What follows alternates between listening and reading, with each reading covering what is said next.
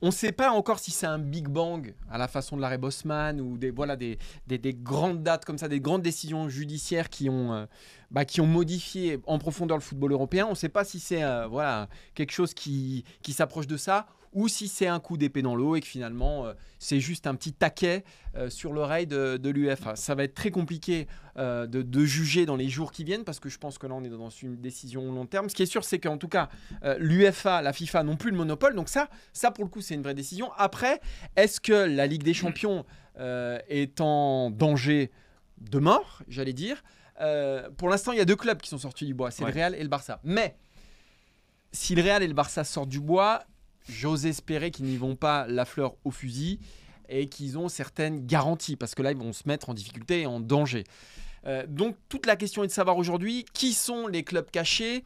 Et pour moi, ce qui risque de faire complètement tourner les choses, c'est la position des clubs anglais et la position des supporters. Parce qu'on l'a vu lors du premier Big Bang, donc il y a 3 ans, qu'est-ce qui a fait avorter avant tout cette mini-révolution, c'est le fait que les supporters, en particulier les supporters anglais, disent non à la formule de la Super League. Et donc du coup, la Super League l'a bien compris. Aujourd'hui, il n'y a plus de clubs qui sont assurés d'être dans cette Super League. Alors on va rappeler, il y a 3 groupes, si je ne raconte pas de bêtises, 64 clubs et qui sont répartis en 3 groupes. A priori, il n'y aurait personne qui est protégé. Il y a un système de descente et de montée. Donc, les promoteurs de la Super League ont mis un peu d'eau dans leur vin. Est-ce que ça suffira? Et surtout, est-ce que ça enterrera la Ligue des Champions? Aujourd'hui, je suis incapable de le dire. Ouais, pareil. Mais c'est un projet plus clair et je trouve plus dangereux. Parce que le premier projet était plus alambiqué. Là, ils ont été très malins à 22. C'est-à-dire, comme tu l'as dit, il y a 64 clubs. Et dans la dernière division, il y en a 20 qui sortent par an. C'est-à-dire qu'il y a un renouvellement de 20 clubs, ce qui est énorme. En revanche, là, je suis un peu plus modéré. C'est pour ça que ça me fait un peu plus peur aussi, parce que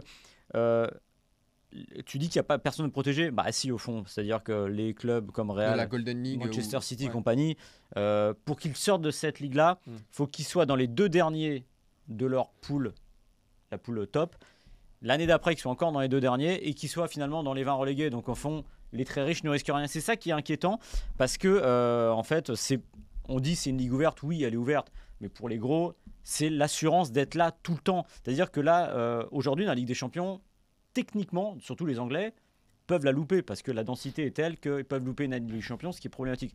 Là, ils ne la louperaient pas parce qu'ils seraient parmi les plus riches, parmi les plus puissants. Donc moi, ça me fait un peu peur. Derrière, il y a le Real et le Barça qui, eux, soit dit en passant, sont là. Ils n'avaient qu'à faire attention à leurs finances. Ils n'en seraient pas là aujourd'hui. Il n'y aurait pas de problème à chercher de la thune partout.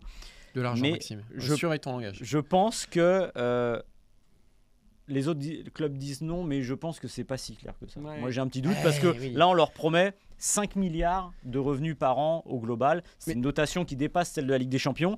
Il faut parler aussi du modèle. C'est-à-dire que le modèle, ce serait pas il faut que vous ayez beIN Sport, Canal, ce que vous voulez pour regarder les Ligue des Champions. Non, non. C'est une plateforme Unify, une appli gratuite où vous auriez accès à tous les matchs gratuitement. Alors évidemment, quand c'est gratuit, c'est que c'est vous le produit, on le sait, et c'est flou, donc il y a un loup. Le loup, c'est qu'en gros, il y aurait potentiellement des systèmes d'abonnement qui feraient que, voilà, si vous prenez le premium, vous avez plus de caméras, vous avez plus de ci, de cela. Donc ce ne serait pas gratuit très longtemps, mais en tout cas, je pense que le projet est suffisamment séduisant pour être inquiétant. Et pourquoi je dis ça aussi? Parce que l'UEFA et la FIFA, ce qui vient de leur arriver, j'ai pas envie de pleurer en fait. Non. Ils se prennent un coup de pied au cul, oui, non. Mais ils l'ont pas volé. Ouais. Rappelez-vous quand même que la prochaine Ligue des Champions, c'est un format à 36 équipes avec le fameux format suisse, avec une poule unique, avec 10 matchs, aller-retour contre des clubs, tir au sort, vraiment un truc à la noix, juste pour faire plus de pognon. Donc là, c'est un retour de boomerang qu'ils font. Et là, ils se trouvent face à eux, techniquement, une pyramide de compétition qui a beaucoup plus de sens. Donc je pense que le risque est là. Et le risque aussi, évidemment, c'est la finance, parce que les clubs ne bougeront pas tant que c'est pas plus rémunérateur, mais il faut faire attention.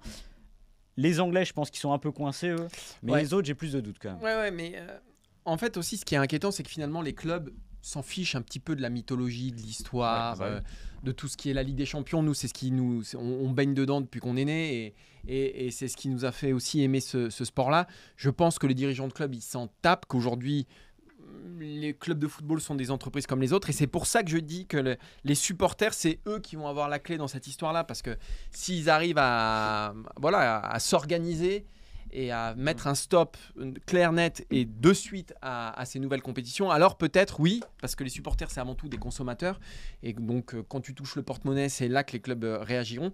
Je pense que c'est eux qui ont la clé dans cette histoire-là.